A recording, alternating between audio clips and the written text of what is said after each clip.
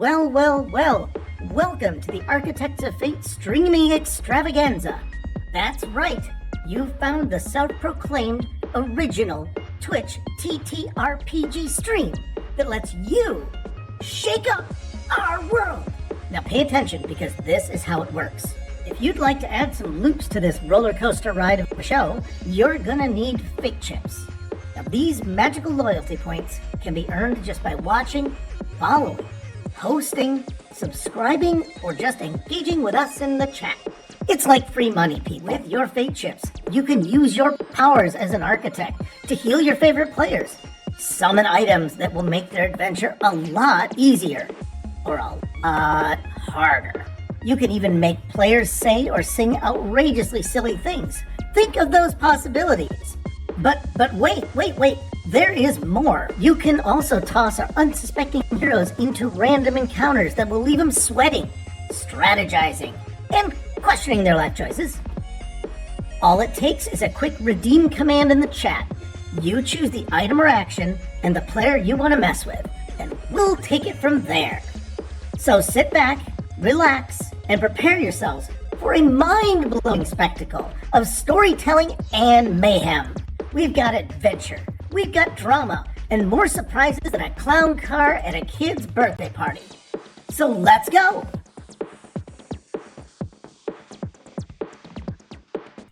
Hey, thanks, Felix, for telling you one in Architect Land. I don't know. We'll come to a decision later. How to use those points because you have once again found yourself back at the one and only self-proclaimed only Twitch TTRPG stream that allows you at home to be able to control the action on your screen. We are the Architects of Fate. You too are the Architects of Fate, and we are back with the next episode of Call of the Netherdeep, episode 24. Got blood. I got blood, gallons of the stuff. I can see you biting your tongue so hard, Pone, and I'm loving every second of it. So, guys, last we left off with the Banditos. Well, they laid their friend to his eternal rest, hidden treasure, and they gladly burned the body of one Irvin Wastewalker, and parted ways in a not friendly, not angry manner with the Emerald Pact, kind of just leaving things at a 5 out of 10 with them. Although all the posters that Io seems to be convinced is at the behest of Boltar, might lower that rating down a little bit. Allegedly. But, you know, who else has beef with them in this city? There's not many. Apparently, they get around a lot. Fair enough. So, guys, we pick up just after said funeral. The Banditos caught eye of a Prolix Yusef who was being chased by a pair of gloomstalkers who seemingly followed him all the way back from Bazzoxan. They really seem to have had it in for him. But they were quick to jump into action and save their old friend or ally, guy they know, I don't know. And that is when he told them that he has a message for them on behalf of the Allegiance of Allsight, and that is where we're picking up tonight. But before we get going, you may notice that our player count is a little low at the moment. It's fine. We got the important ones. Yeah, we got the important ones. So starting off, we got Chance playing the part of Aldane. Hey, everybody, it's me, back again. Nathaniel, normally in the role of Carmina Artemis Ivy, will be joining us in a little bit. Unfortunately, he's running a little behind today. But then next up, we got Pone Donkeys, who is here, playing the part of Boltar. I am here, I've been told. Yes. Well, it was bound to happen eventually. Mr. Goliath Man rolled that critical failure one time too many, and I guess he didn't pay his Dutch internet bill, and they've kind of just cut him off from the internet for at least 2 weeks. So we'll see him next time. So for the time being, you're gonna have to deal with your buddy Good Devil, doing a poor impression of MGM, and his character Goliath, the last Dragonborn sorcerer. Guys, so where we are picking back up, you are still in the streets of the River District Canal. And please forgive, I did move your character tokens. It's not that it matters, but I kind of just wanted to copy and paste them somewhere else. It was easier to do it there. But Prolix, kind of stands in front of you, and he'll pipe up we have to stop meeting like this. It's like you're cursed or something, man. Every time we see you, you get these shadow demons all chasing up in your business. I mean, I figured I was safe within the city limits of Ankarel, especially with all the guard, and goodness gracious, you have the hand of all the guard that are somehow here whenever I sit on a tree, but they're not here when demons attack. Yeah, it's weird. It's almost like they have some plot points that they're sticking to. Who'd have thunk? Almost kind of like there's some great overseeing force controlling all of this. Even what I say right now, my stomach hurts. Just nature. And does everything smell like copper all of a sudden? Wait, does everything taste purple? You might want to get that checked out. I'll I'll go see a cleric. Have you tried mercury? Tried, and you know what? I got to tell you, the bloodletting, not very effective. But if acupuncture didn't quite do it for you, then believe it or not, bloodletting.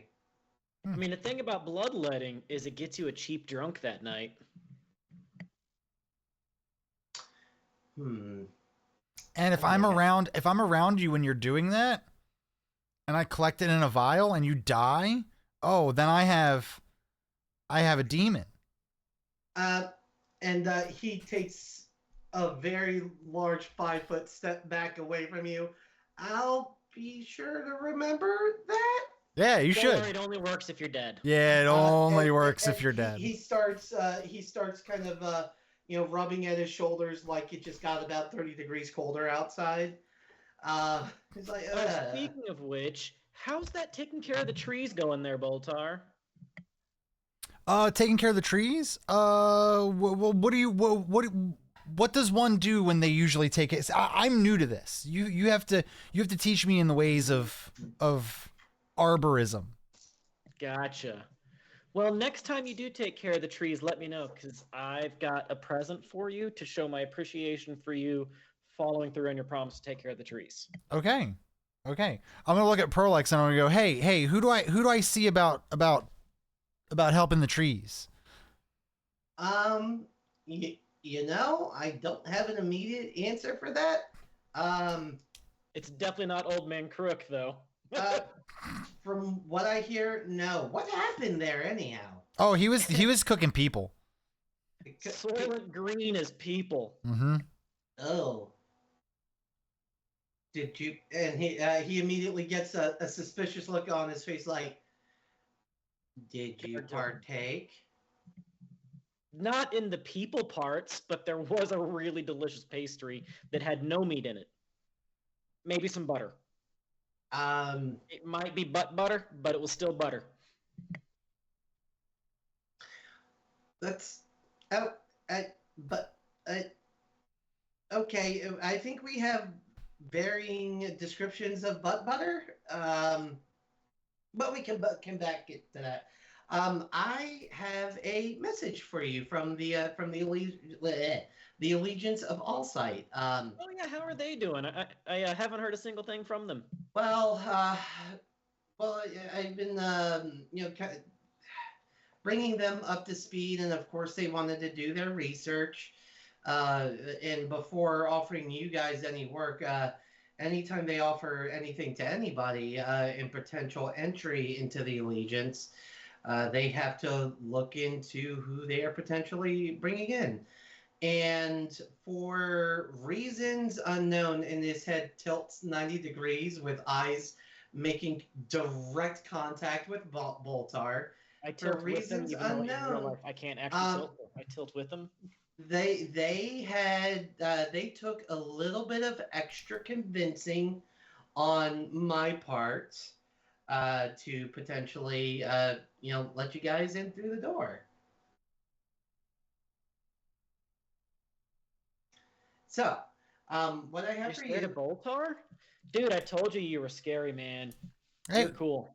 Sometimes you need to scare people. I was able to dissuade most things as rumors, but everyone either saw or heard about you just mercilessly killing a man in the middle of the arena of power. Don't get into an arena of Mortal Kombat if you're not willing to take Mortal Kombat. I was told at the start of the combat that anything goes, and let me tell you, the crowd loved it. Oh, I'm not disputing that the crowd loved it. I'm just you know what? I was about to go into a whole thing about morality with you, but I caught myself in the middle of thinking it. And, I'd have an easier time squeezing a brick for water. Hey, I've got morals. They're just my morals. Uh-huh, and there it is. And I'm slowly working them to be better so he can start taking care of the trees with me. Mm-hmm. At which point, Goliath is gonna kind of just he's getting bored by your conversation, and he's gonna take off and find the highest perch he can and just start holding up flyers like "Help me make Draconia great again," and he's just gonna be doing this while you're having. This city has so many people spreading flyers around. It's like it's like old Vegas.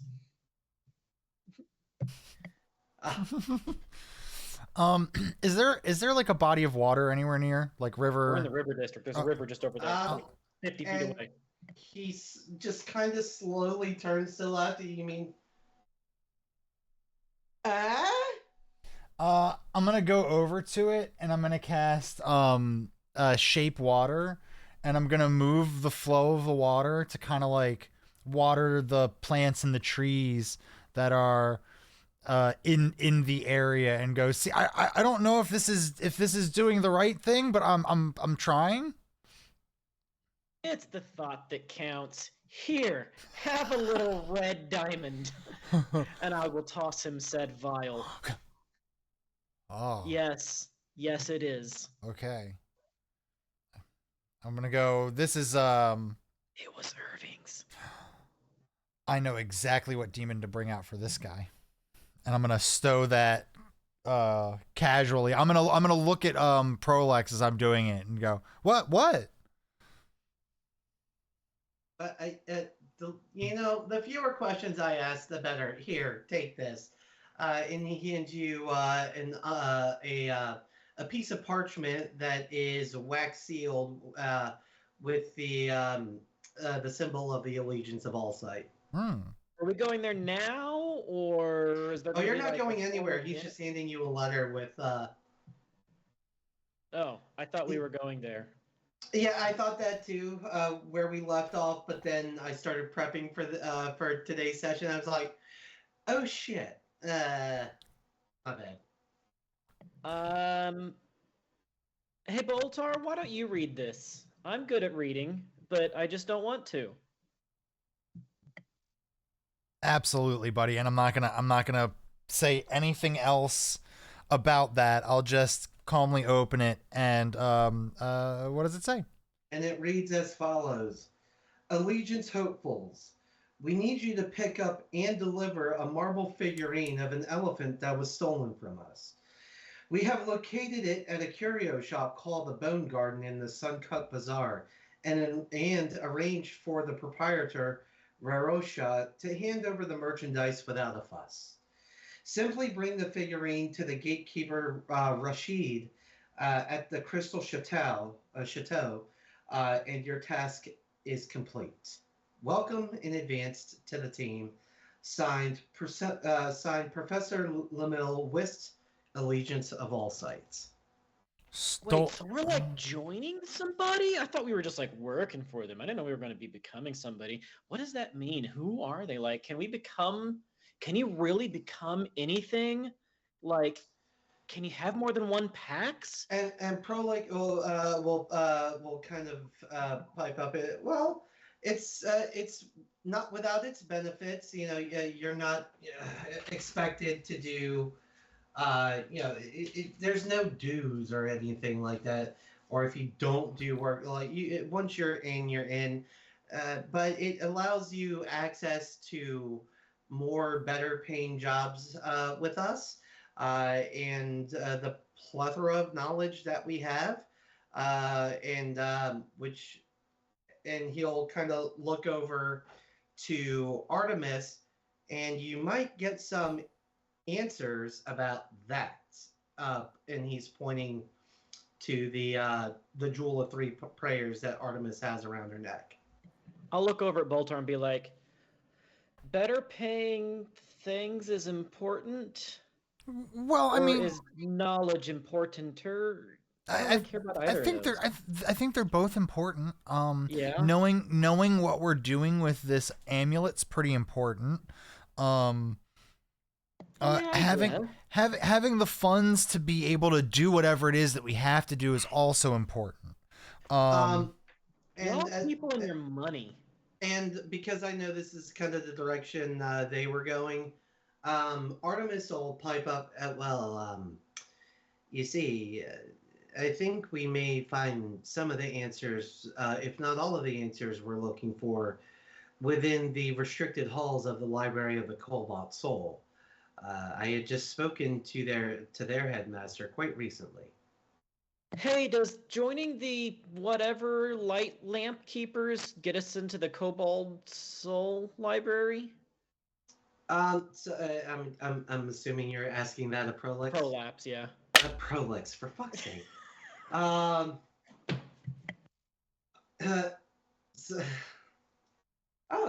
And suddenly the weather seems a lot more pleasant, where it was, kind of hot and feeling like, Jesus Christ, I wish there was sunscreen in Ankara. Turns into a beautiful breezy day as the breeze carries off the river next to you, cooling you all down. This is what happens, Boltar. This is what happens when you speak for the trees. Hey, you're making a believer out of me. You're making a believer out of me at this point. So Prolix will say, well, we are friendly with the Library of the Colbalt Sol, but we do have some differences. We are friendly amongst each other. We just have different ways of, at the risk of saying too much, to say we are currently in a disagreement, but we are still friendly with each other. Is membership mutually exclusive? You mean if you join the Allegiance, will we hold it against you if you also go to work for the library? Yeah.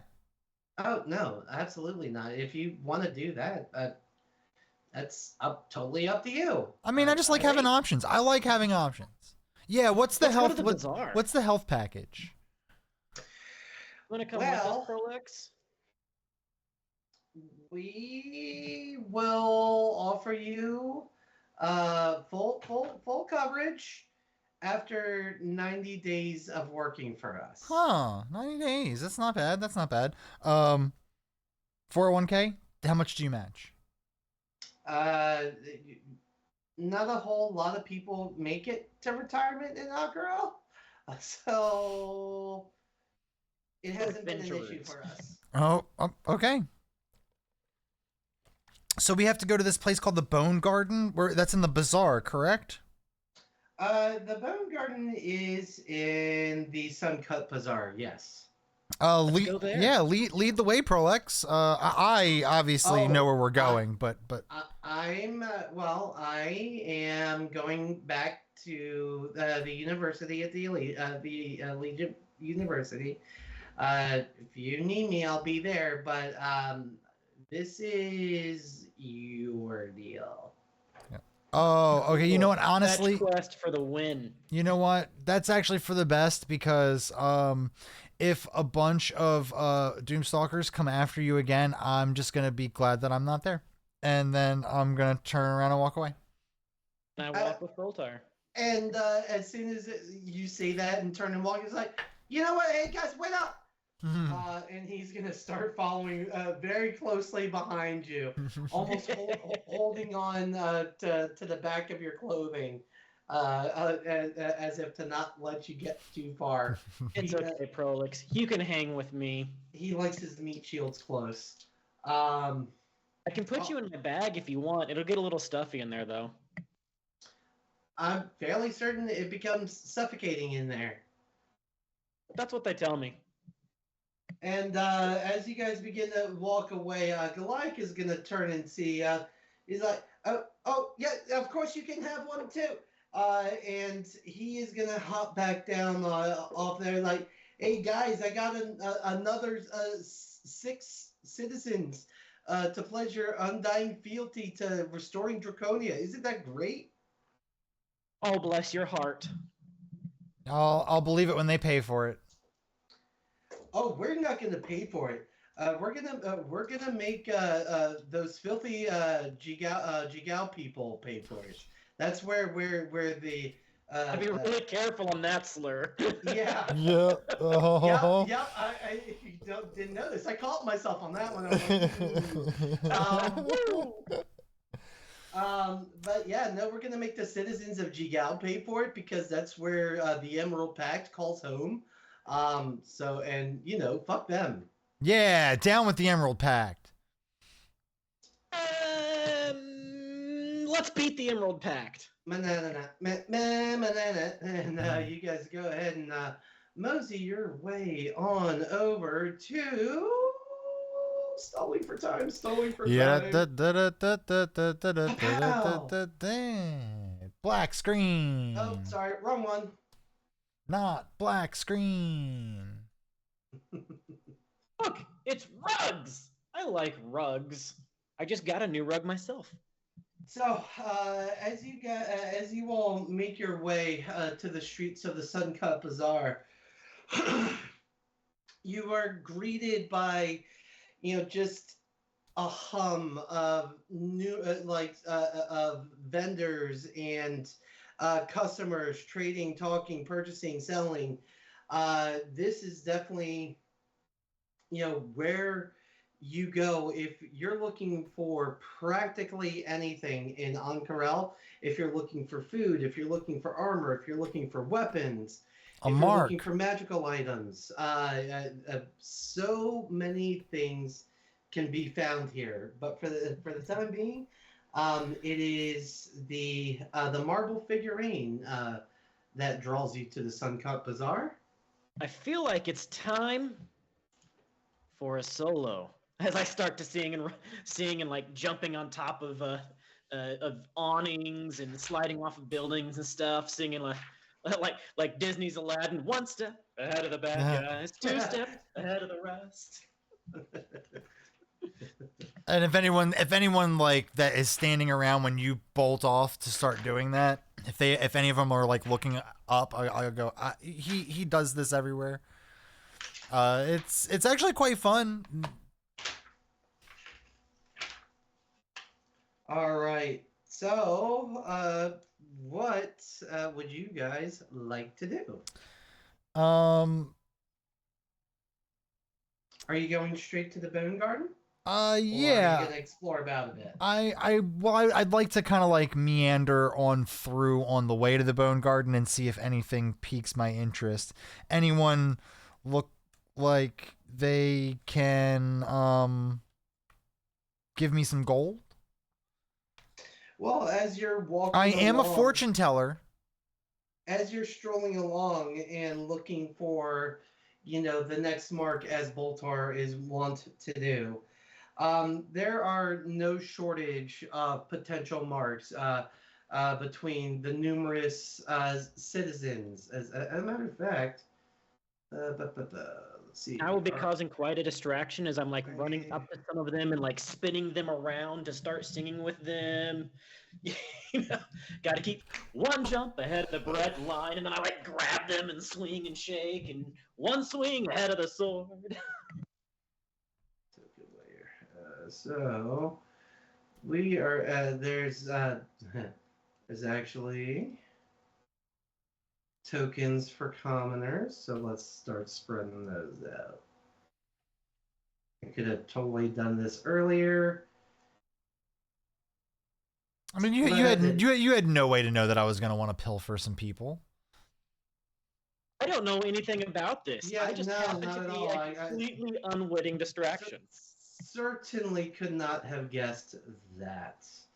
No, I actually have never spotted anybody in my party actually stealing. Well, the great thing about Boltar is in this situation, he doesn't steal, he swindles.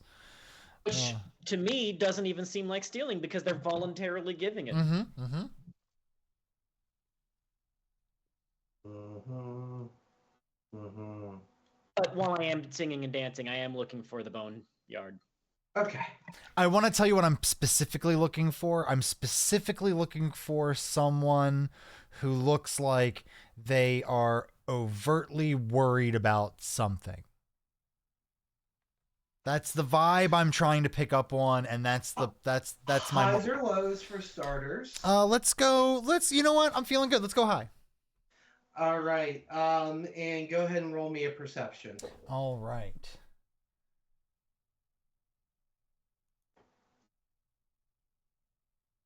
Ooh, that's gonna be a 10. Far as you can tell, everyone seems to be going on about their business. All right. So as you guys continue to walk through, you see numerous market stalls, but you also walk across the Lux Run. This is a casino. You're not allowed in there, Boltar. I'm gonna go. Yeah, that's right. Well, you yeah. No. Okay. I technically don't have any gold, so I couldn't do anything if I went in. Oh, right about that. Yeah, you ain't got nothing to gamble. Let's go gambling. Oh, damn it. Oh, damn it. All right. All right. Well, if that is going to be that, if you would like, I can go ahead and move you guys on over to the Bone Garden. This spot right here in the front that has these 3 NPC tokens that you have laid out right here. Yes. And my last ditch effort, I'm going to try shot in the dark. I'm going to go, you look like you're worried. I can help you, and I want to see if any of them bite. First and foremost, that's Aldane that's moving around. Yep, I know. There we go. All right. Oh, so Aldane was already doing that. And I'm dancing and singing. Let's see which one. Number 2. So this one over here is like, yeah, yes, I do find myself in a little bit of a bind. Oh well, I'm cursed with the gift of foresight. I've been known to see things before they happen. I am Boltar, the all-seeing. I could tell just by your aura that you've got a lot on your mind. Please, I would love to offer my services. Oh, well, and she looks at the basket of fruits, vegetables, and packed meat that she has. She's like, well, I suppose if well, what do you charge for such a service? Because you see, it's either life-changing information or and fewer groceries or food for me and my sick husband. I'm gonna make it a moral fucking conundrum for asshole. You asshole. Okay, that's fine. That's fine. You can always say, but it's what my character went down. No, I'm never. What are your character went down? Do you like some blueberry candy jam? Oh, that sounds delightful. My friend bought out a whole cart of blueberry candy jam for me because he's a good guy. See, ringing endorsement. Ahead of the hoofbeat. And as he dances that way, leaving behind the jam, I'll go. Well, obviously the fates drew me here to this spot for a reason. It must be life-changing, earth-shattering news that I have for you. Oh, what do you charge for such a service? Oh, I'm sure we can look for. I do a payment plan based on your income. So depending on what tier you're in, it's a different percentage.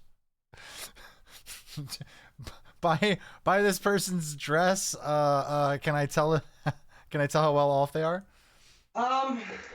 Considering it's between a fortune teller and a bag of veggies. Right? Yeah, I know. I mean, I thought that was pretty obvious, but her clothes look well maintained. Maybe, the styles of a few years ago, but otherwise well maintained. She looks relatively healthy, albeit, Father Time does appear to be catching up with her. Anything beyond that's going to require a roll. Got it. Well, I'm feeling generous today, but a few gold will do. Whatever you feel is, up for. Whatever you feel is worth the information you seek. Oh, and she starts ruffling through the basket, and she starts putting a few vegetables back into the boxes where she got them. Poor husband. And she'll hand the package of meat over to the vendors. Like, my good sir, I find myself a little short. Would you mind cutting this in half for me? Yes, straight away, ma'am. And he gets to work on that. He's like, okay, I believe I can afford this. And she starts, kind of, rifling and fingering through her coin purse. And, with shaky hands, places 5 gold into the palm of yours.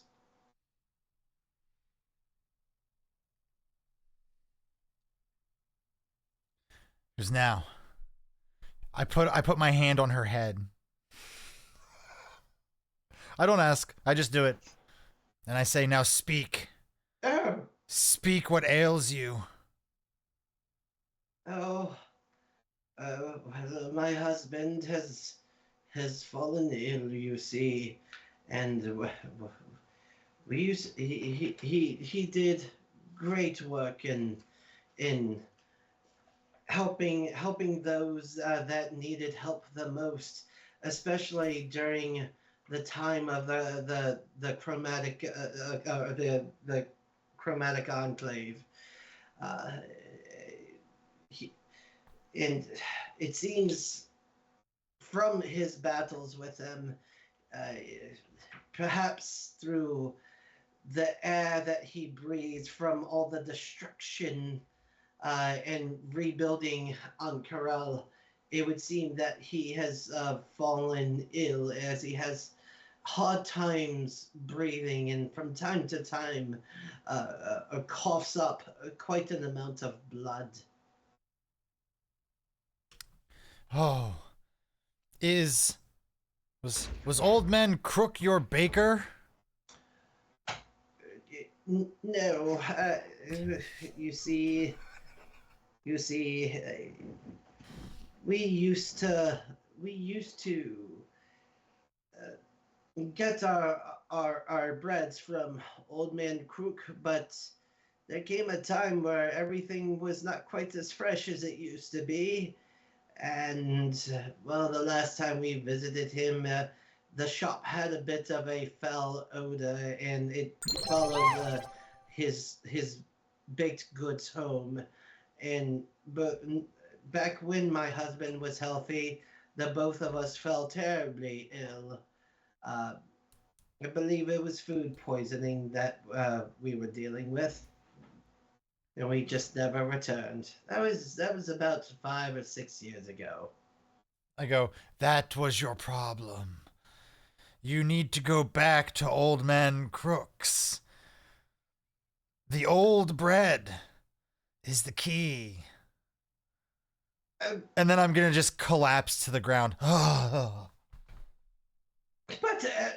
so, one trick ahead of disaster. and you just see her like, and you just see her. But they've shuttered off Old Man Crooks. How am I supposed to get in?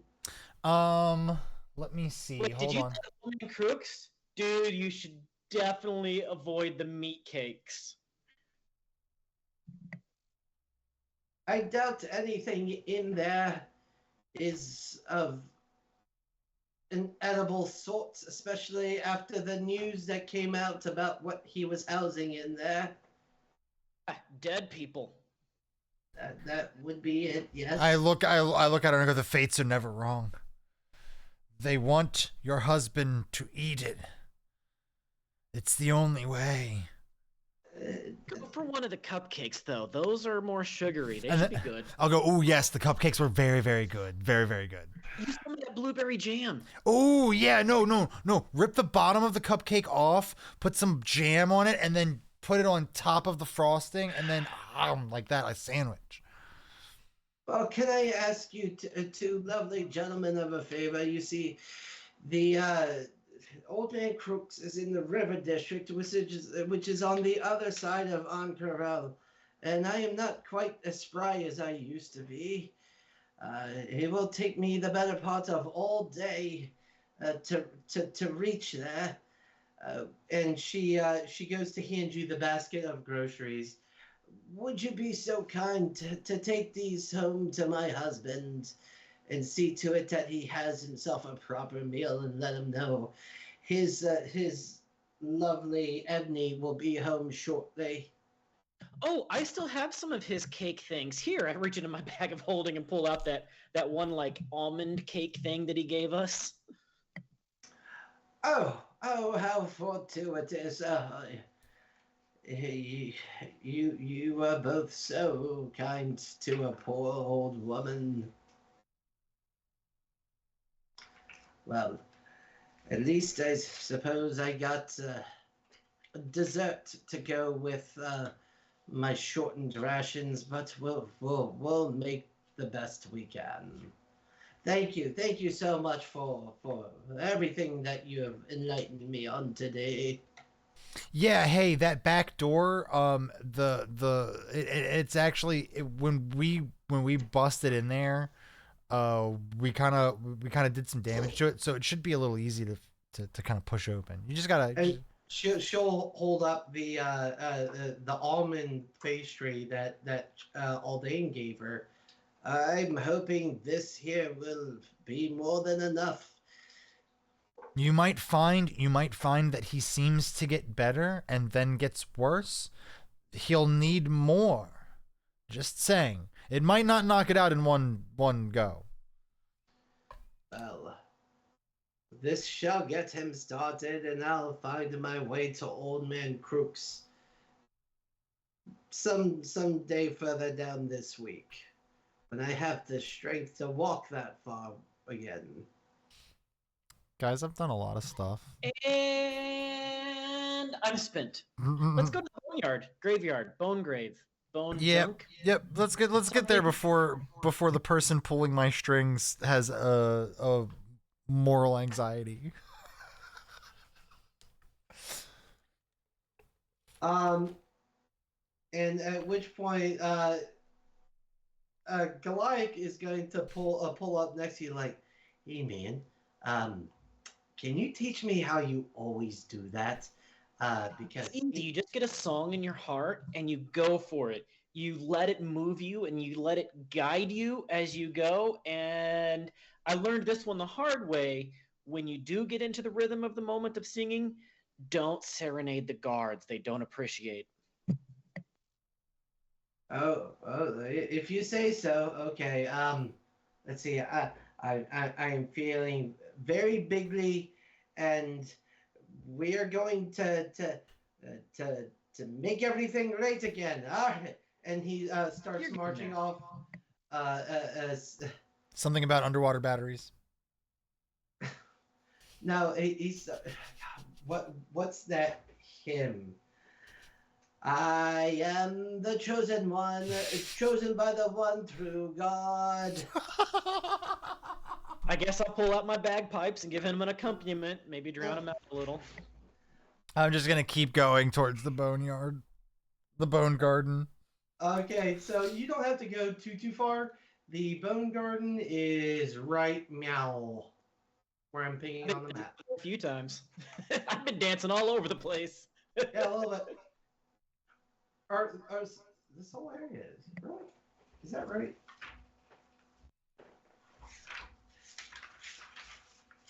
It's actually good that you didn't put guard tokens on here, because I absolutely would have annoyed them and then done like a Star Wars run away from them. Oh, I am so sorry. I'm a filthy liar. Okay. Bone Garden, I thought that had to have been wrong. That looked like the market stalls. That right there is the Bone Garden. All right. Well, I'm gonna head in and just immediately. I am here to see Rorosha. Yes, I am she. I'm looking around for it to see if it's on a desk or a table or a display or something. I was told we would have no fuss. So I found myself a little bit exhausted from the heat today. So perhaps I'm being a little forgetful. Or perhaps I've ran out of fucks to sell. However, I need you to be more direct with your words. Fucks have all run. Hot. You should go outside because the temperature's actually oddly perfect right now. Well, I can to bend in the shop. What can I do for you? Something about a marble figurine of an elephant. We're supposed to get that. You're supposed to not fuss, and we're supposed to take it. Oh, yes. The Allegiance did send word. Hold on. And she'll retreat behind a curtain that covers the entrance to the back room. You hear some rustling around for about a minute or so before she comes back out with a wooden box and places it in front of you and is like, okay. As promised. I opened the box. And tell your masters that this settles the debt between us. I open the box.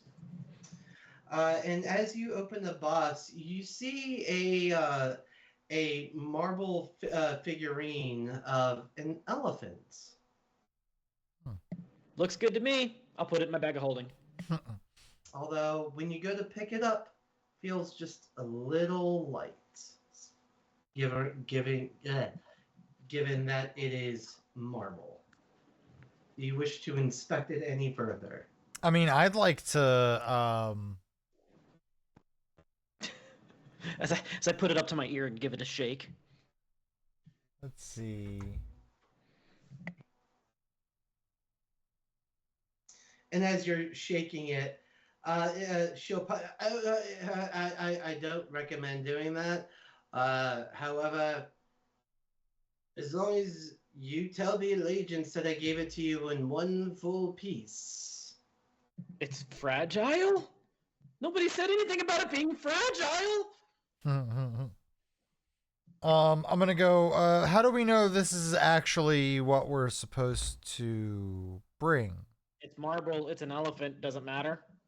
Is it marble? Does it feel like marble? So, who's inspecting it and who's assisting is what I have it in my hands, but if Boltar wants it, I'll hand it right to him. I'll kind of reach out to kind of grab it and give it a once over. I would like to give it a good investigation. Okay, so as you grab it, you notice that out of curiosity, because your DM is a little bit forgetful, did anyone grab the sword that Hidden Treasure had found at Old Man Crook's? If it was magic, I still have it in my bag of holding. Got it. So as you begin to examine it, Aldane, you notice those same red gems kind of are stuck to it in what seem to be random places.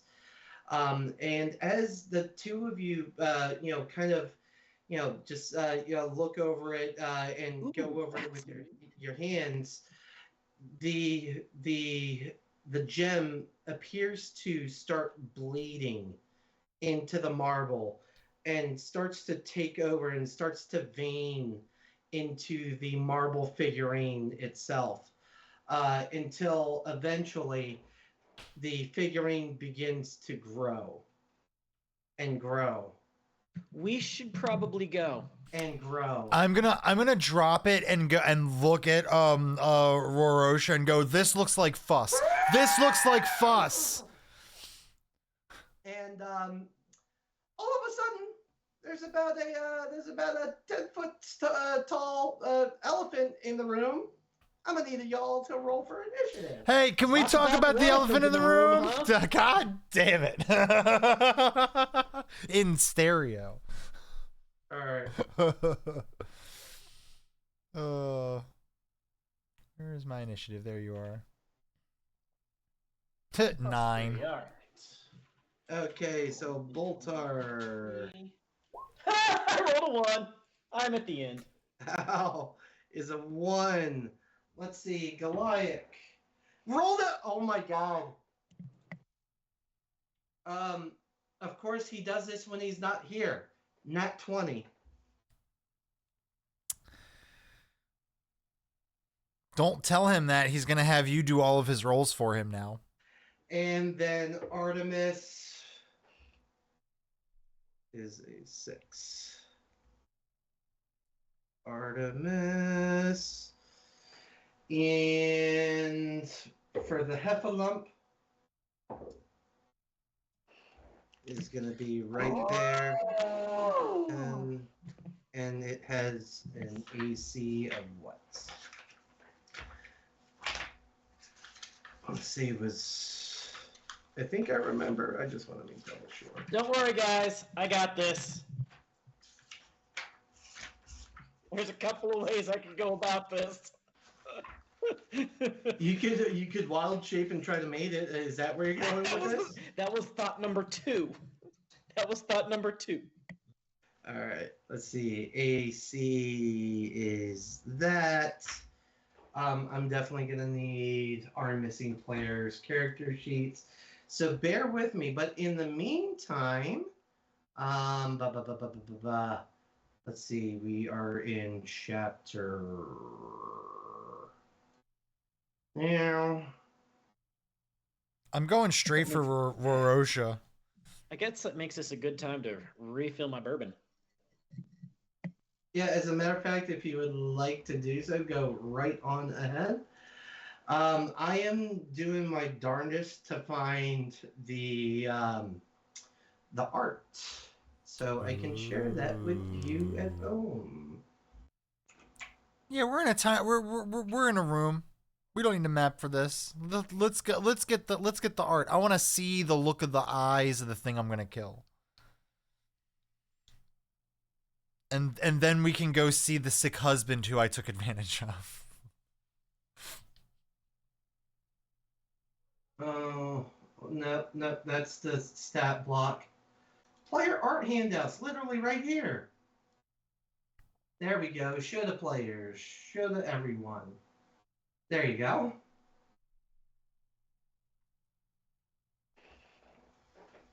All right, bear with me while I pull up your colleagues' character sheets, which I should have done already, but admittedly I was kind of thinking Nathaniel would have been here by now. I hope he's okay. That's officially the end of my peach bourbon and my iced tea. Oh, that sounds like a good combo. I was at least they ran out simultaneous. You can knock everything out in one trip. So guys, please don't stab this thing. Play nice for a turn. I got this, but I'm just at the end of the runway here, so Collections, campaigns. Not Curse of Strahd, rest in peace. Not Adenia, rest in peace. Rip. All right, so I need. Hey, if you guys ever want to find out what was supposed to happen in Adenia, get me drunk and on off the rails. Don't laugh at me. Peanut gallery over there. Yeah, peanut gallery over there. Yeah. Okay. Artemis and Goliath. Got them. All right. So with that, actually, for Goliath, let's have his spell list pulled up, which hopefully he has updated. He has. Good job, buddy. He's got the same gems as Hidden Treasure Sword. I wonder if Hidden Treasure Sword will grow when it gets red. He's out of third level spell slots, but I think I can make this work. Do you say that out loud though? So Boltar, you do hear that. That thing had the same gems as Hidden Treasure Sword. I wonder if it grows big, if it gets red. Huh. So, and with that, you see Goliath start to bring his hands together, and you see the arcane fire start to form. Nice. He goes, actually no, he's all the way over there. And that was very loud, so that's an easy check. Goliath is actually gonna cease his campaigning, we'll call it.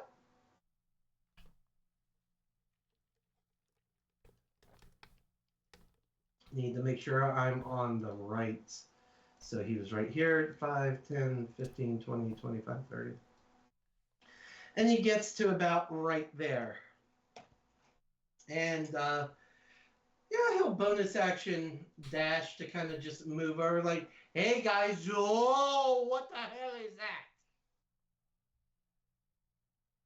And that will end his turn. Followed up by, oh shit, let's see, Artemis was a...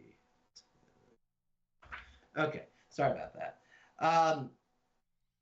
Artemis immediately pulls two arrows out of her quiver and knocks both of them into one string. And she'll look over to you, Aldane's like, I hope you know what you're doing, and she is not releasing the arrow. 6 seconds. Give me 6 seconds. At which point, it comes around to the elephant's turn, who is just gonna go ahead and proceed to barrel the fuck through all of you. see, why can't I grab it? What? Shit, what layer did I put you on? Not that one. Not that. Oh, don't even tease me with the line of sight and lights and shit. Fuck you and your dynamic lighting. Shit don't even work. 20 dynamic lighting sucks. When it works, it's great, but when it doesn't, it's. It never works. I've had it work. I've had it work a couple of times. Yeah, I thought I had it figured out earlier, but you know, obviously not. Hold on, let me refresh my screen. I'm not sure what's going on here. I cannot grab. Why can't I grab? Let's see. What about the GM layer? No. F myself. Okay. While you're doing that, I can show everybody at home this. It's on the map layer. What the hell are you doing? My Father's Day gift that I got was this shirt that my wife had made. It's cool. It has pictures of my fucking cat. Oh, that's Princess. Awesome. That's Princess on my shirt. I love that. She's perfect. I got a really cool coaster. Ooh, looks like a chip. That. Right? Okay, guys.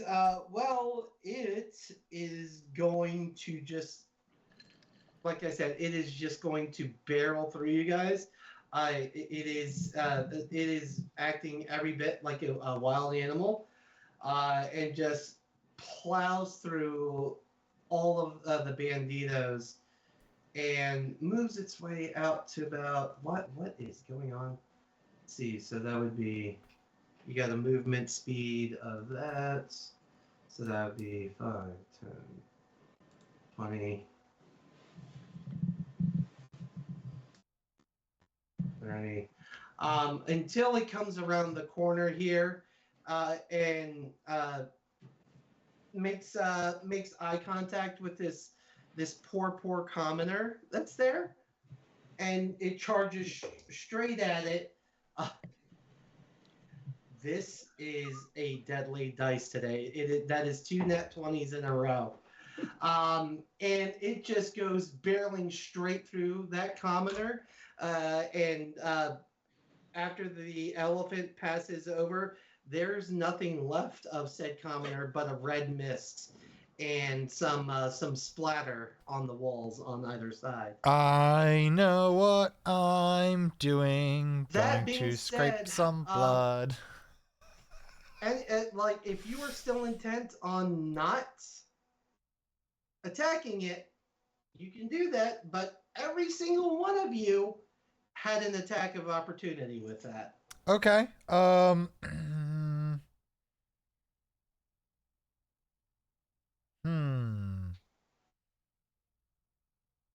I'll take a whack at it with my quarterstaff, just like just to make it look like I'm trying to do something. Artemis, let's see. We're gonna go highs or lows. Anyone who wants to call it. Low. Artemis looses both arrows from her held action. My quarterstaff misses. Unless their AC is 5. It is certainly not. Let's see. Oh, if Artemis, people are stabbing it, then my plan's not gonna work. with your blazing bowstring, that's gonna be a 13 to hit. 18 does hit. So 1d8. Maybe it likes a little pain with its pleasure. So one of the arrows goes falls a little low, but behind the or between the trampling feet of the elephant. The other one is shot just a little bit higher, hitting it in the hind quarter, and effectively deals 5 points of damage.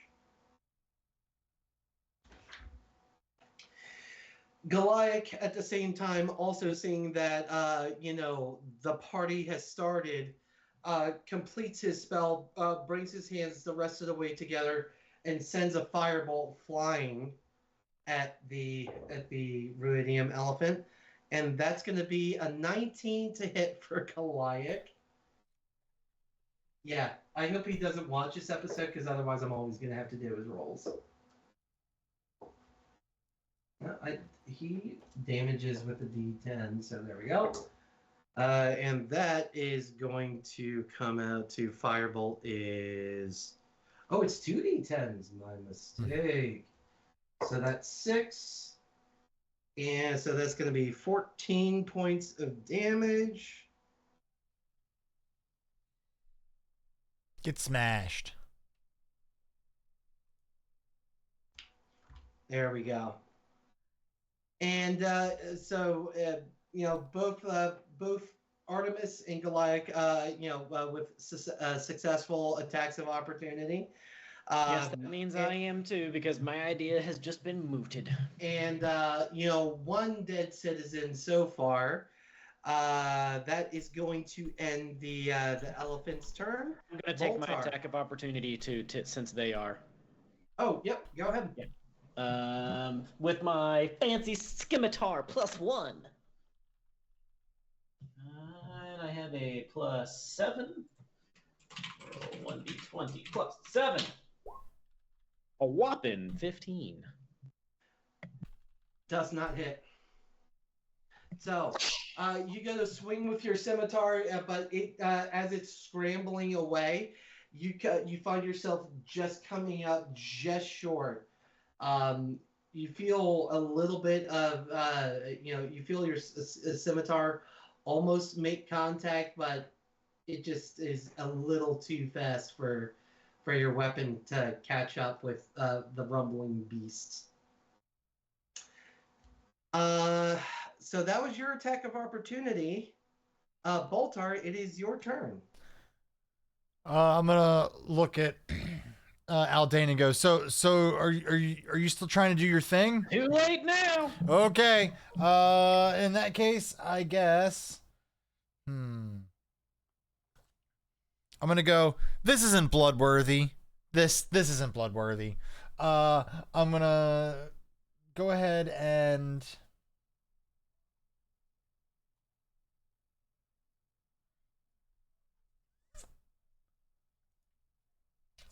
I'm gonna give chase slightly so I can get myself into a good position. Can I see him from outside? Like above stuff? From where you are right now, no. Where would I have to be? Like here? You'd have to be, yep. 5. Or 10. you can make an argument that you could be right there as well. This right here is an overhang. It's like that, that cloth that goes over top of buildings to provide some shade. He busted through the walls. Did it create any kind of like way to get out, like through here or over here on this side? So it destroyed. It definitely, the door that y'all came in through, where it could only fit one person through the door, can now effectively fit 5 people through that door. But it was the front door. You do see areas, evidence of destruction on the corner of the building to your right. But for the time being, that's all you can see. Okay, let's see. 5, 10, 15. However, it is not quiet. You can just perk your ears up a little bit and determine what direction it is.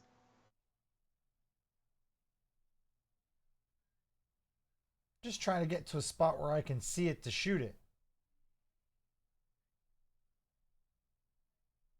So, if you're, coming around the corner, you do see, because you came in through the alleyway there, you do see an access ladder on the building opposite of the boneyard.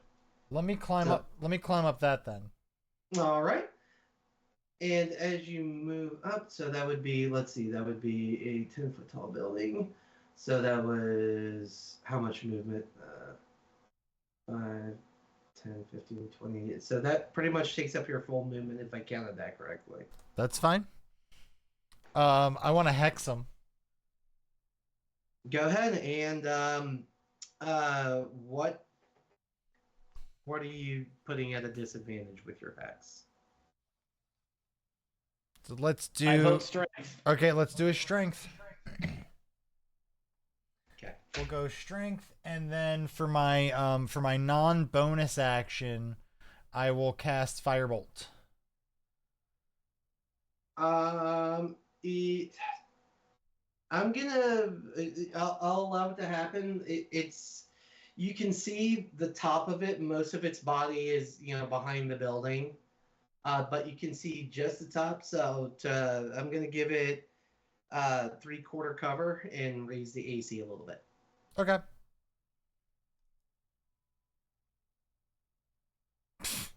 15. 15 will not hit.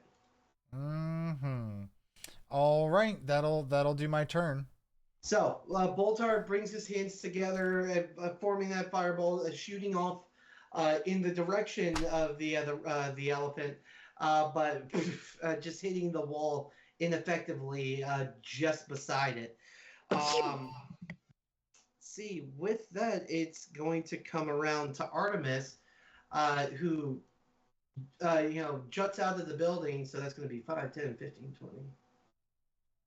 She's actually going to follow suit with you, but instead of taking the ladder, she's going to show off and just Spider-Man her way up.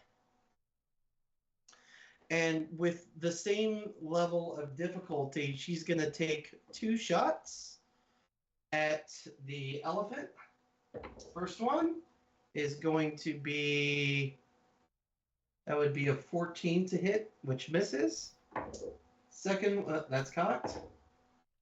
Second one's a 13 to hit, which also misses. Gotta respect the cock. Got to. Mm-hmm. And you kind of just see her lower her bow in frustration. It's like, shit! And with that, that's going to end her turn. Aldane, believe it or not, you're up. So I'm still going to try what I want to try, because this thing's only taken like a scratch. But before I do, I want to clarify with you on some rules. The ability, Speak with Animals, says I gain the ability to comprehend and communicate with animals for 10 minutes per level of whatever.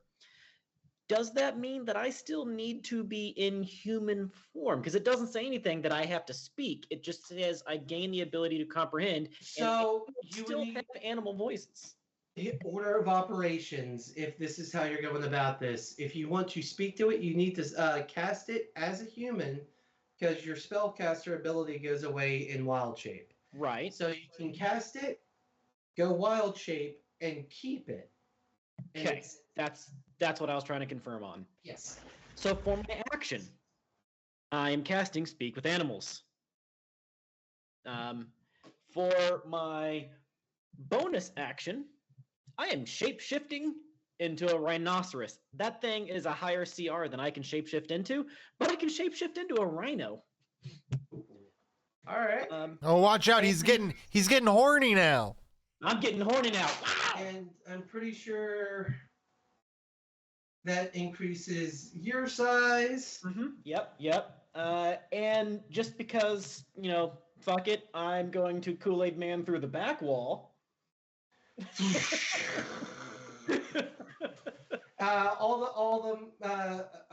She has a token and I have not brought her up. Shame on me. And now that I can see it and it can see me, hey friend, what's going on? Calm down, I got your back, man. Trying to calm it down and figure out what's going on. What have I done? Don't worry, you're safe. Nobody's going to hurt you if we just calm down. Hold on just a second. I'm making sure I didn't absolutely just destroy everything. Okay, cool. We're going to leave it be. And, yeah. Me and Roll20 are not getting along today. Sorry about that. So with that, go ahead and roll me, what would that be? A persuasion. Wow, brain fart. Can I use animal handling instead? Um, Because I feel like it's animal handling, considering I'm trying to handle an animal. Where when there is any question whether you can calm down an animal, keep them out from getting spooked, intuit an animal's attention, trying to calm it down.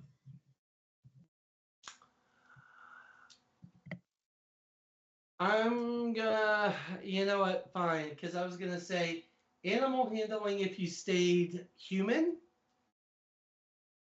but what you did was more the persuading variety. Like, I can accept that. Can you please stop? That's where I would. But if you want to go with animal handling, go for it.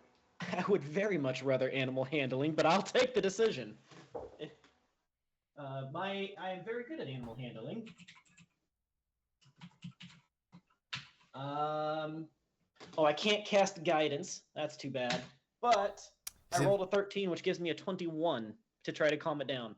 So,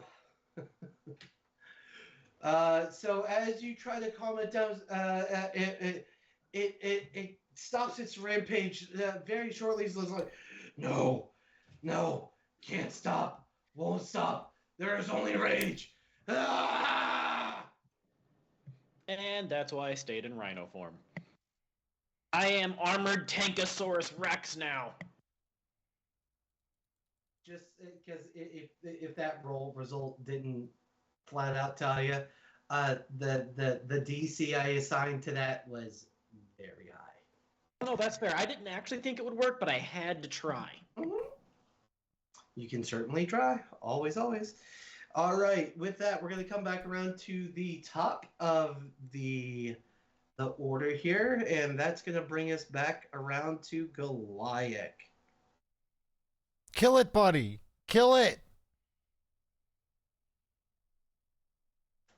That thing's no good for a wall.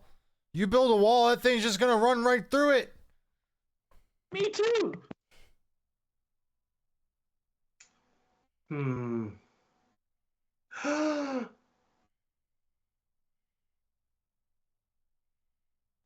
Oh God, that's so fucking perfect. Sorry, I have to essentially learn his entire character sheet. He rolled a 1. Kind of. What's he? He's a sorcerer, right? Yeah. He has sorcery points. Yeah. I don't know how that works. I don't know what he picked. Which of the meta magics he picked? Spell slots available. All right. Okay.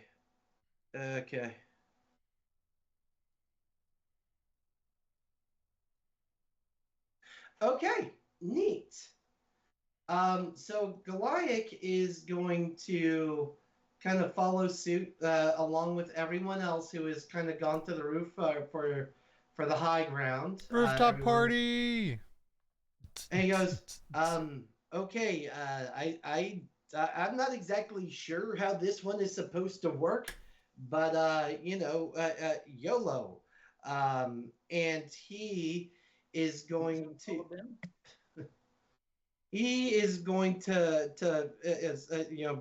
start to bring his hands together in a form that none of you have ever seen him kind of do. And eventually he brings himself down low, bending at the knees, and kind of just expresses his hands in the direction of the elephant. And with a 5 on the charisma saving throw for the elephant, the elephant just goes and disappears. Oh, wow. Trumpet. I kind of do the rhino like hop up and down thing a little bit. He's like, oh my god, I did not know if that would work. I wasn't exactly sure, and like I just learned this one last week. Oh my god, I'm the man. Everyone vote for me. I did all that big time. Yeah, that was awesome. What did you do? I banished it. For how long? What do you mean how long? I just banished it. It's gone, clearly. Yeah, but those kind of things only lasts for a certain amount of time. No, that's not true. You're making that up. You saw that in the tabloids. Fake news. Fake news. We needed it. What do you mean needed it? I don't know if that was the thing. Who was going to tell me? Well, this is an easy fix. All we gotta do is get you to stop concentrating. I'm gonna walk over to him and slap him in the face. Ow, man! That's gonna force a Constitution save. Yeah. So an unarmed strike. I'm gonna get. Chance, you're muted, I think. Here's my plan. I'm gonna get it to chase me to the library of the Lamplighter, allegedly people, whatever they're called, and it's gonna bust through their front door, and we will have succeeded in the mission. Ooh, I like it. I like it. There'll be a lot of dead civilians along the way, but sure. Lots of vials of blood. Those are all demons. To go to Rashad. Those are all potential demons. All right. And all right, so you're gonna slap him, and with what 11 plus 5, so that makes it a 16 effective on his concentration check. He maintains concentration on but ow, man, hey, that's not cool. Like, if you do it again, I'm gonna put you on the other side of the wall. I'm gonna go. Look, you gotta stop. You gotta stop concentrating on it. Just stop thinking about the fact that you banished that guy. Just stop thinking about it. I'm not exactly sure what you mean. It's gone forever. Look, it's no longer there. I'm gonna smack him again. Ow! God damn it. And so 9 plus, so that's going to be a 15. He's like, I stop it. And so somewhere in the ether of a different plane, MGM is typing various Dutch curse words into a chat somewhere.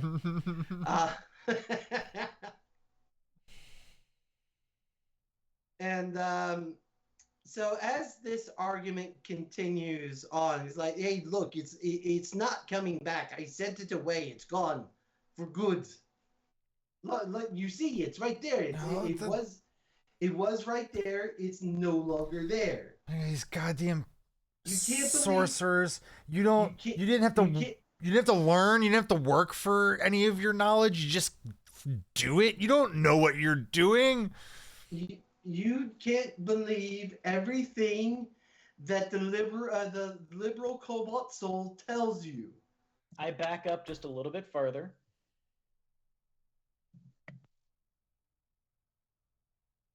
And after all that, and a bit more arguing, the radium elephant reappears.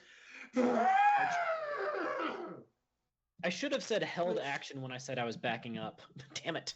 Which Aldane for you is just like, I was falling for 30 minutes. I'm gonna look at Miss. Down now? Yeah, are you calm down? Can we talk this out like bros? Not your turn at the moment. Matter of fact, it's looking at you. Where Aldane? Where did you go? I backed up an extra bit away from it. Bigly. It is looking directly at you because you had the nerve to try and talk to it. And it starts stomping its foot and looks like it's charging up and just comes running at you full speed.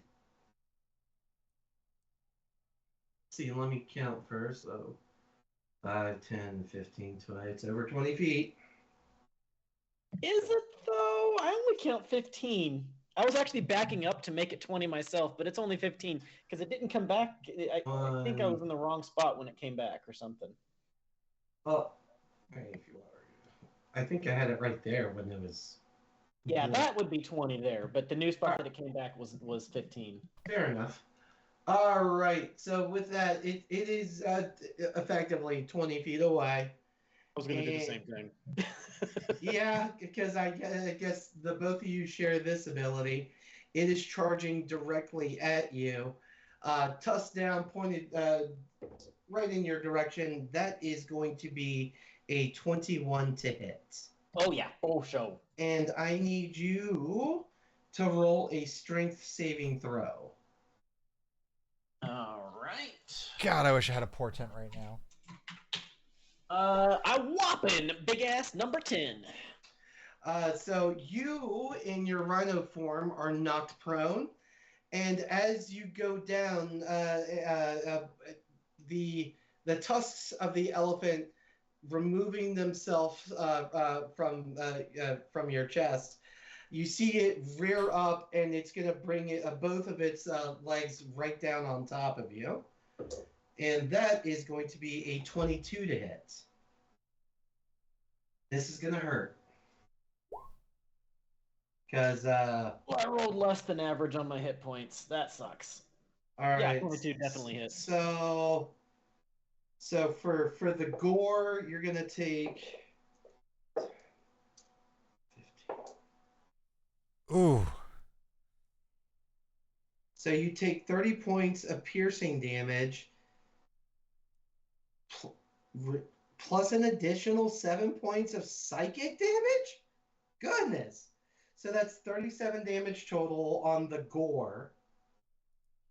And then the stomp. See, I need a D10. I had a D10 a second ago. There it is. The stomp is going to strike you for 2, 4. These are shitty. 9. Shitty for you or shitty for me? 17 points of bludgeoning damage plus and another 7 points of psychic damage. 24 points of damage. After the initial 37. Yeah. Aldane is knocked completely out of rhinoceros form. And then gets stomped on, taking 23 of the 24 points of damage to himself. Ooh. Let's bring you back down to normal size. I am officially at 20 out of 43 hit points remaining. Ooh. I if you guys manage to knock this thing out, I will share it. I will share the stat block with you because it's brutal. It is fucking brutal. All right. Well, that believe it or not is going to end its turn. Yeah. With that, it's going to come around to Artemis, who, in horror, sees. We're going to go with Rydane turn back into Aldane and just get shit stomped by the Iridium Elephant. Far and above the most damage, both by number and by percentage, that I have taken in this entire campaign. I have never been this injured. Actually, I've never taken more than 4 points of damage. Yeah. It's like I said, I will share the stat block because if you think I was making that up, no. Like Al Payne. I given the health pool, I was actually a little worried this might be a little too easy. After one hit, I'm no longer worried about that. All right. So Artemis is going to once again notch 2 arrows, and the first one, let's see, is a +7. So whatever, it hits because she rolled a natural 18, followed by a natural 16. Both of those are going to hit. So she is going to deal. She's gonna knock back 2 arrows, both of them finding their homes in the side of the elephant, dealing 21 points of damage. So, let loose everything, fire everything you got. With that, Boltar, we come around to you. I'm gonna pull out my spell book and I'm gonna hold it up in Goliath's face and be like, this right here would have told you that wasn't gonna last, man. Is this really the time, man? It's always the time. You're always handing out literature. You should try reading some. And then I'm gonna go. I'm saying this as someone who's concerned for your mental well-being. And then I'm gonna go over here. And let's see. Something tells me this thing's not gonna be very wise. It's just a fucking elephant. Well, they're. Haven't you ever heard an elephant never forgets? Well, you know, they never forget. That's intelligence. Maybe. I don't know. Let's go ahead and cast Mind Spike on it so I can get a 3rd level spell slot back. Okay. Gotta love divination. All right, it is a wisdom saving throw for the pachyderm. Save is going to be a flat 10.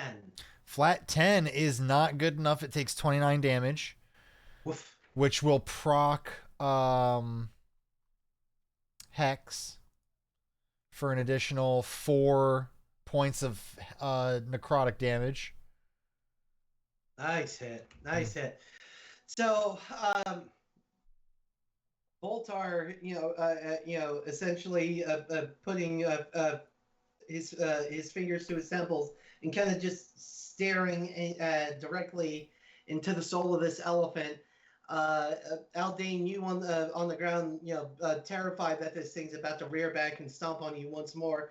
You see it just kind of start to twitch at the head, and just like it looks like it's wincing in pain. If you didn't know any better. And anything else there, Boltar? I want to give it a good what for? Hey, you get hit him again, and you're gonna be sorry. You can't understand me, but I'm coming for you. Ow, brother! Ow! All right, and with that, it is going to be Aldane. Your turn. Beaten and broken on the knocked on the ground. So that my first thought was new plan, run away. But then my second thought was try to fuck it. I have a better idea. Bonus action, wild shape, giant constrictor snake, which by the way isn't a large creature, it's a huge creature. Ooh. Wild shape, giant constrictor snake, and it's a bonus action because I'm Circle of the Moon, meaning I can still have my regular action. My regular action being a constrict attack, which technically only has a +6, which sucks. But if I hit it, I constrict it and incapacitate it because I'm wrapping around it and tripping it, and I am bigger than it. It's a +6. Actually, let me remath that. Strength +6. Plus my proficiency +3, so I have a +9 at it. Roll 1d20 plus 9 is a 21. 21 is a successful hit. All right, a 21 is a successful hit. That means, first off, I deal 2d8 plus 4 damage. Roll 2d8 plus 4 Oh damage. my god, Bam Lee with 31. What's up, Bam? Woo. Hey. Welcome, Raiders. If you don't know, we got a giant crystal red mutant supernatural elephant that just stomped the ever-living shit out of me when I was a rhinoceros, and now I turned into a snake and I'm trying to wrap it up. You know, D&D shit. D&D shit. D&D shit. And for those of you just joining us, normally we have 2 more players. One said they were coming, one said they weren't. We're still waiting on the one that said he was coming. So, yeah. And given that we got 20 minutes left in the session, yeah. Hey, don't worry. You've got plenty of entertainment in myself and Aldane. Boltar and Aldane carry. We carry. So Aldane, is there any save to resist? Well, first off, it's 11 points of damage. The constriction itself has 11 points of damage, and the target is grappled with a strength DC 16, and he gets disadvantage on strength rolls. Oh my goodness, he does. So let's see, strength is plus that. So that would have saved, but with disadvantage, it does break free. Oh man. Okay. I don't constrict it this time. 12 plus Next 7. time, though. The first roll was a 17. Disadvantage was a 12. All right. Pardon me. 12. 12 with bonus. Yeah. Okay. Yeah. I rolled a 12 plus 7, 19. All right. With that, does that end your turn, Aldane? Yeah. Other than being like, "Come on, man, we can talk this out. Let's be bros here." But yeah. I am completely ineffectively continuing to try to talk to it because that's what Aldane does. All right, so with that, I'm going to have Goliath spend a sorcery point. Ooh. Am I doing this right? To regain a 4th level spell slot. I'm not exactly sure how that works without reading it, but I do know you can burn them to regain spell slots. All right, so he's going to go ahead and do that. Just give it to him. He's had it. He's been through enough.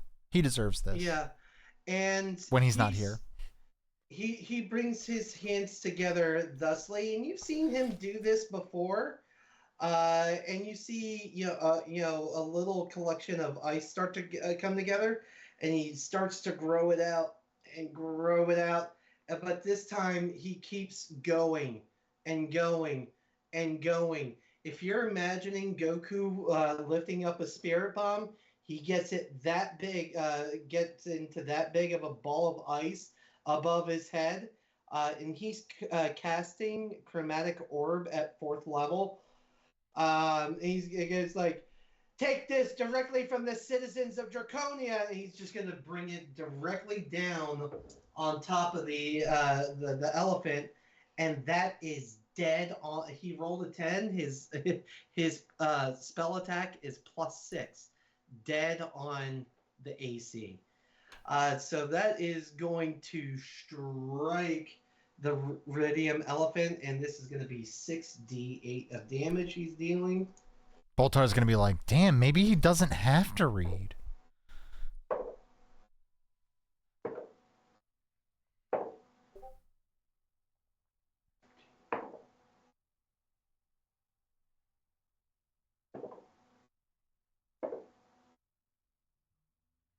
Oh my goodness. Kill it. Kill it, Mr. Goliath Man, when you're not even here. Oh, Goliath! And he just drops, and this large shattering of ice, and there's the initial impact, but those of you up on the roof see the ice kind of rising to the air, reform into ice pick shards and come back down on the elephant again, dealing 33 points of damage to it. Ooh. Goliath smash. I hiss at it approvingly.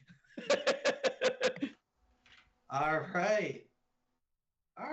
So with that, he's like, "Yeah, that take that straight from the streets of Draconia. Bank on that bigly." I don't know, the Goliath things to say. All right, with that, it's back to the elephant's turn. And let's see. Well, since you're here, Aldane, odds or evens? Me. Evens. So the elephant was, rather irritated with you until it got snowed on in the middle of a desert, and has turned its attention to Goliath, who is 10 feet high, but you know what? Guess what? But you look at me, son of a bitch. So's the elephant. So its tusks just making it above this rooftop is just gonna kind of shift over and try to gore Goliath. I'm on this roof too. Ah. 3 of you are on this roof. Oh, that one went on the floor. Ugh. On the floor don't count. Well, which is a good because it landed on an 8. Oh. You sure you don't? The floor one counts. You sure you didn't want the floor one because one counts. Hold on, can I angle this down? No. Come on. I see it. Mr. Goliath Man, rip. So you let's see, Boltar, you watch in horror as oh my god, he didn't heal from last time either. Oh no. No, I healed him a bunch of points, remember? Did he take it? I hit him with 2 separate heals that took him up like 30 points. It wasn't full healing. I'm gonna say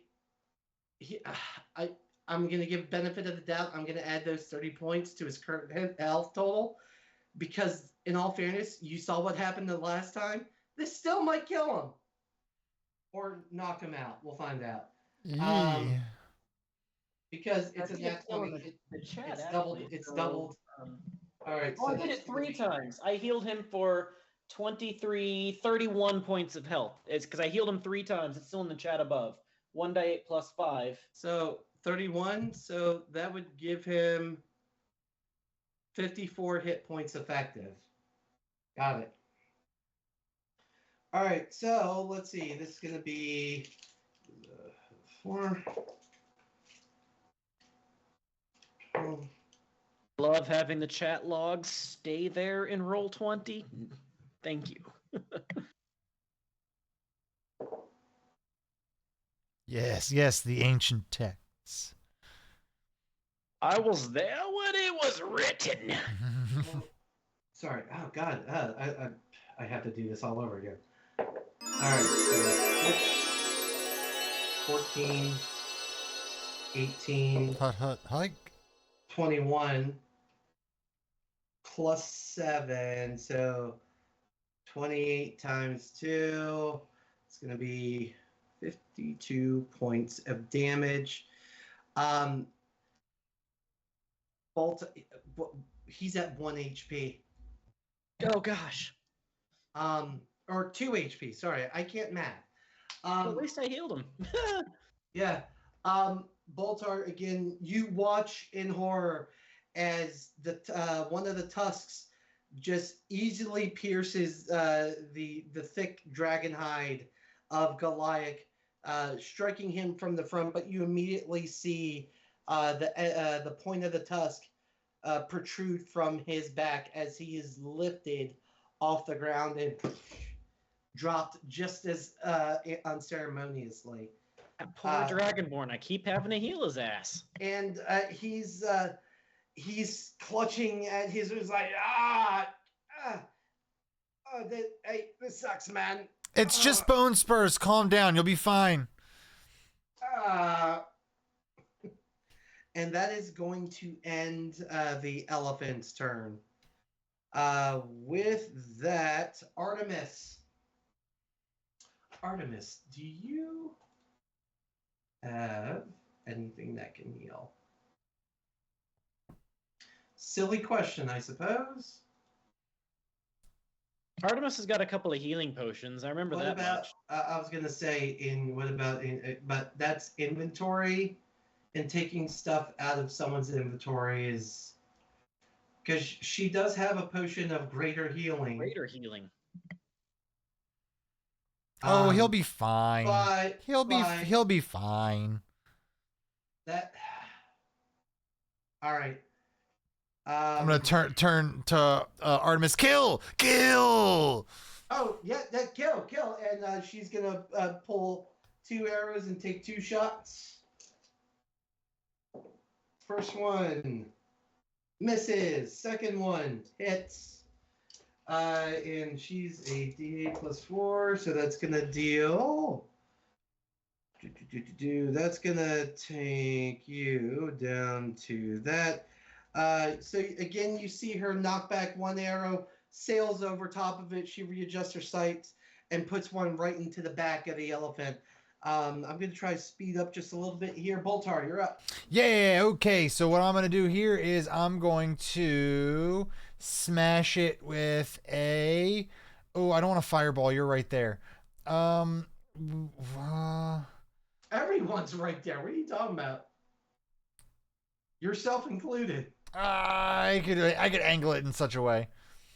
And innocent civilians.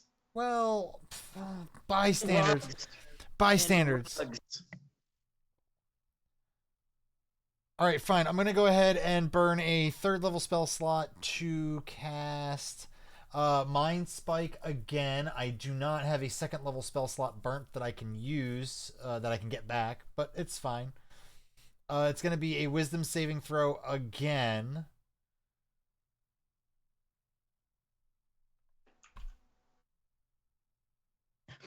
I cast magic missile. All right. It rolled another flat 10. Does not succeed. Takes 16 full damage plus the hex, an additional 2. And Gall Stamp, Okay. Sorcerer of Light. And that knocks it down to that.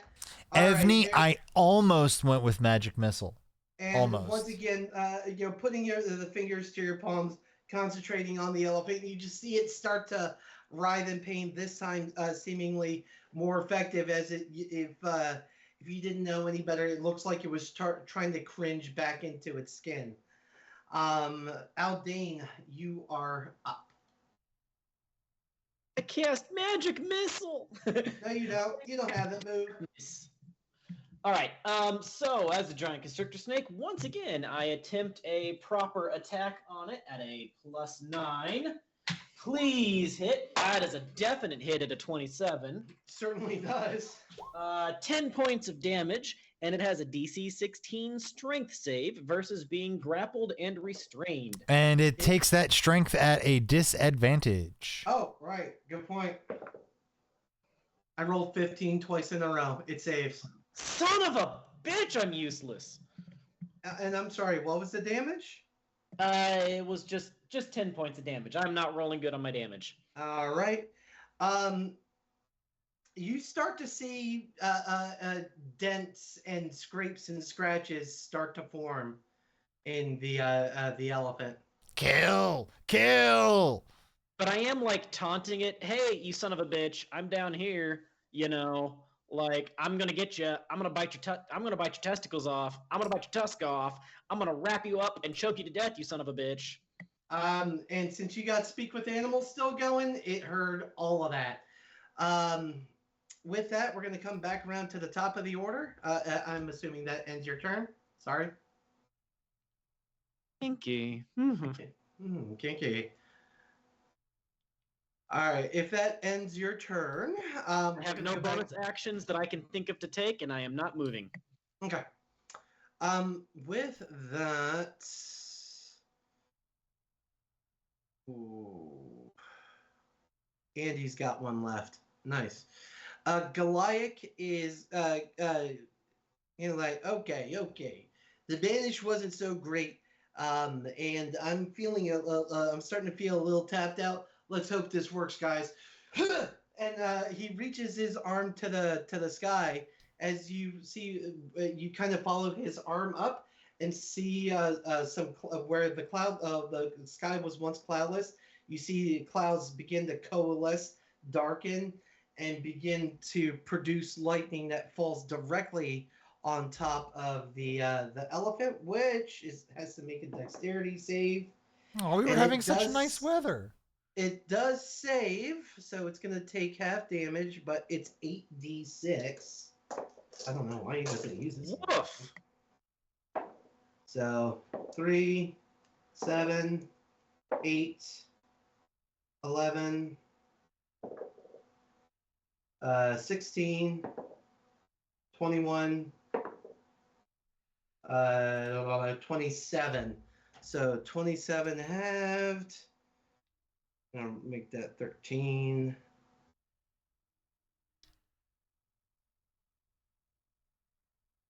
Okay. So you, all of you, just kind of look up and see this lightning bolt fall from the sky, and just bring this bright white shock all through the body of the elephant, and it is once you kind of rub your eyes, and the flashbang effect of having a lightning bolt go off right next to you kind of wears off. You see that there is smoke rising from what was once an inanimate object, and it is still standing, but it is looking rough. Hiss, hiss, hiss. And it doesn't like the sounds of your hiss. Bring it, you hissing hisser. And you've been talking shit, so it is its turn. It's going after you there. And as a matter of fact, it can't not hit me. because it can, it's going to fall back 20 Attack feet. of opportunity. Attack of opportunity, for sure. Would it have been next to either myself or Mr. Or Goliath, since it was up so high? I'll give it to you. Go ahead. Yeah. Rolled a 2. It's just don't fear it. It's just my quarterstaff. Goliath rolled an 8 on his melee. I'm gonna assume that he doesn't have a modifier that hits it. I rolled a 6. None of y'all hit it, so it runs back 20 feet. Once again, starts to stomp its foot rear back and charges directly at Aldane. Coming right back to you. And it is going for a gore on you there, Aldane. This one is going to be an 18 to hit. Yeah, that's it. Yeah. Yep. Let's go ahead and a strength saving throw. Okay, as a construction check, I have a +4, so roll 1d20 +4, a whopping 9. You were knocked prone, so... Can a snake really be prone? It kind of starts off that way, but for sake of being a rules lawyer, I'm going to say, yeah, sure. I've never been a rules lawyer, but, yeah. All right, so the gore is going to be the first one. That's going to be 18, 21. So that's going to be 28 plus 7. So that's going to be 35 points of damage total between the piercing and the psychic damage. 38, 28. 35 points. 35, right? okay. Like between the piercing damage and the psychic damage, 35 total. Okay. Does that knock you out of snake form? No, the snake form has 61 hit points. So it's and once again, it's gonna rear back, and it's just gonna bring both its hooves down on top of you. I chose this form for 2 reasons. 1, it can restrain, and 2, it has twice the hit points. And since you're prone now, it's got. I forgot this the first time. It has advantage on the prone attack. So that's going to be a 28 to hit. I'm going to take a wild guess and say that hits. Uh-huh. And this one is 4d10. Oh, sorry, d10, not a d12, not a d12. All right, so.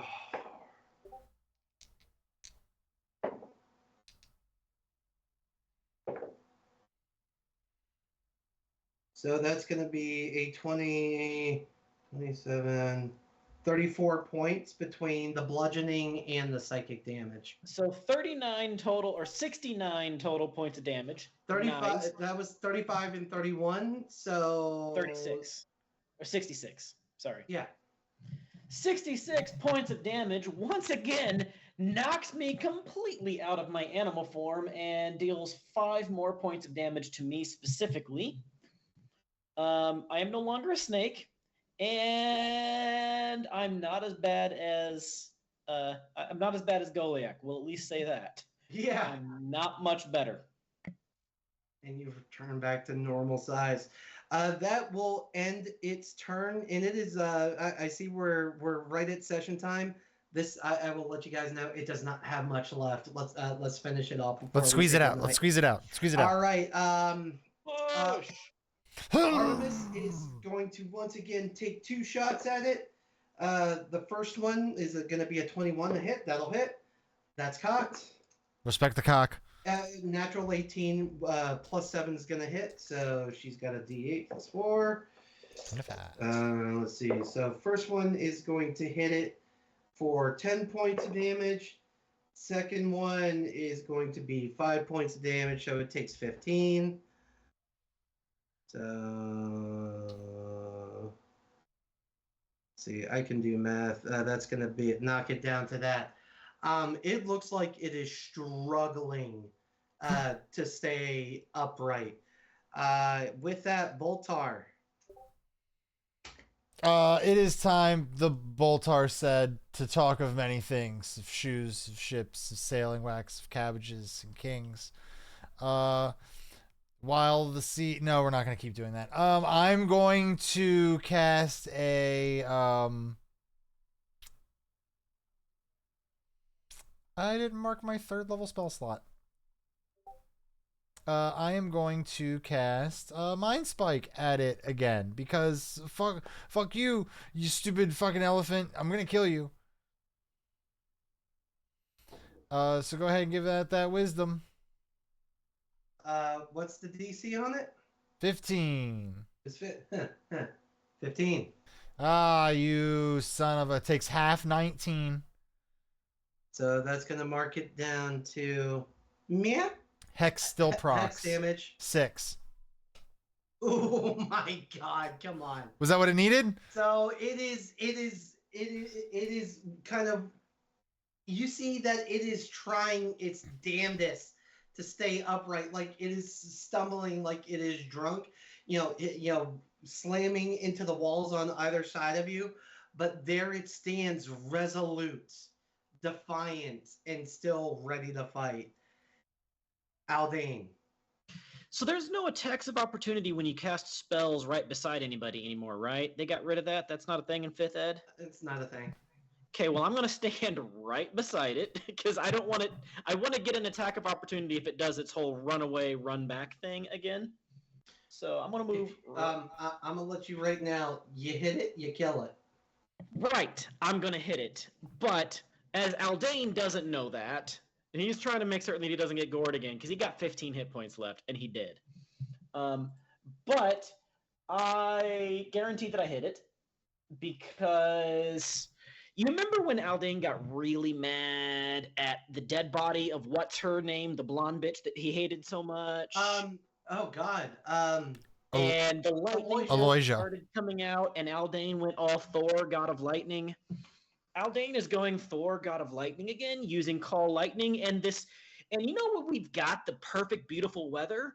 All of a sudden, storm clouds appear, lightning strikes start going through the skies, and Aldane calls down lightning strikes directly upon this fucking creature that has damn near killed him and done more damage than anything in his life. And I'm not even going to make you roll well, how many d6 do you get to roll? It's 3d10 lightning damage. Okay, don't bother, because if you roll all ones, you got it. And I'm not going to even bother with the dexterity save on that. So you call lightning and those of you again up on the roof just see the towering figure just go.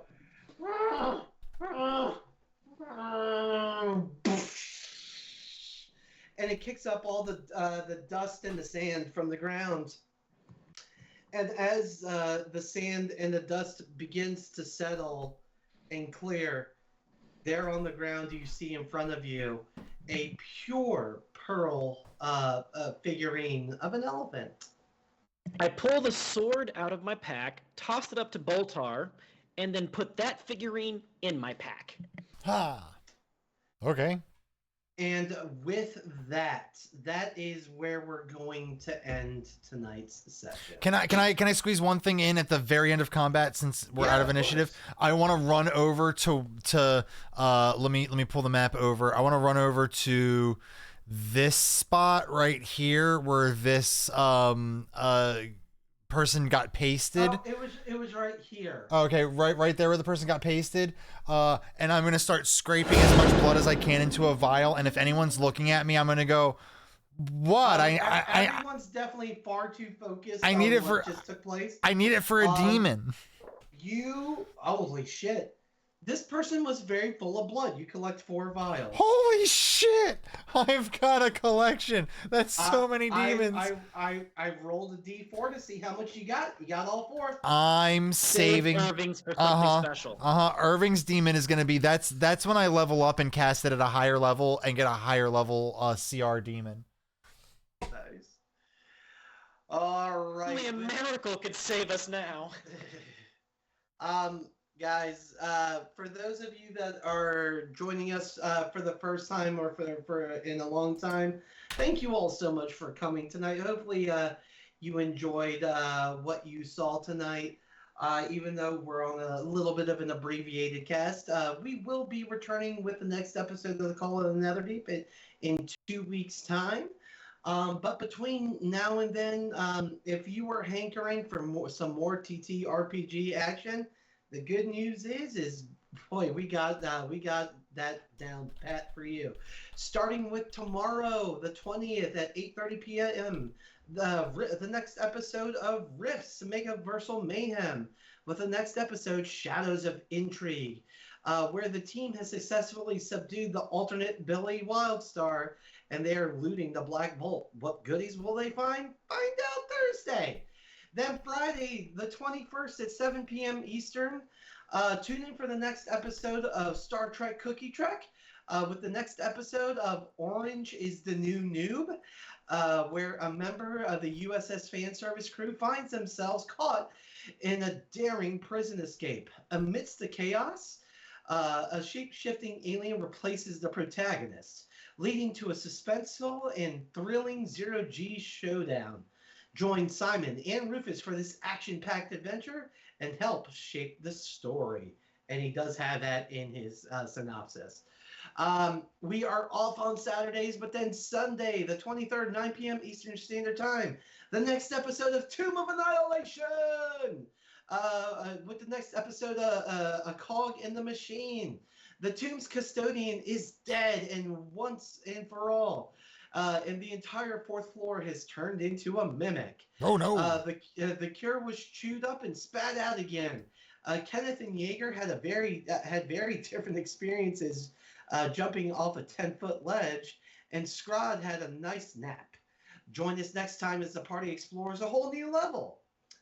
Then on Monday, the 24th, 8:30 p.m. we have Star Trek Bajor Rising. With the next episode, Free Will Tied Hands, where after making a few discoveries and getting the SS Talisman back online, the team resumes their mission to the Bajoran camp. Pardon me. Some members of the mission team may find that there are limits to the capabilities of Starfleet. Other team members may find that before one problem can be solved, another problem has to be uncovered. Then Tuesday, 8 p.m. Eastern, we got the next episode of the Off the Rails podcast. If anyone would like to join, Nat is looking for some folks to come and chill and chat with him. And then this time next week. Oh, this time next week. Oh, it's the last one. Just it's the last. Oh, right. Because I went to every other week. Damn it. Next week, Drakenheim, 8 p.m. Eastern, Dungeons of Drakenheim, episode 5. Leave your statues behind. Where our adventurers are one fewer as they delve deeper into the outskirts of Drakenheim. Will the infamous city claim yet another party member? Or will our adventurers abscond with enough delirium to prove themselves worthy of the time of many factions that lie in wait? Tune in to find out how this plays out. And that is all I got for announcements. I don't think we're raid capable this evening. No, wait, this is usually the time. This is usually the time a raid just pops up. Well, so stalling for raid. Well, tell you what, guys. Hopefully one pops up. But if we don't have a raid ready for you, go out there, find yourself a small streamer, spam those emotes, let them know who sent you. Be fun, be cool, be collected. Oh, we do have a raid. We're raiding Dire Bear GM. So, guys, when you get in there, drop those raid emotes. Let them know who the Architects of Fate are. Be fun, be interactive, but most importantly, don't be a dick. And until we see you guys next time, take care. Bye. You can be a butt, just don't be a dick. Yeah, well, dicks fuck butts. Well, that's fine.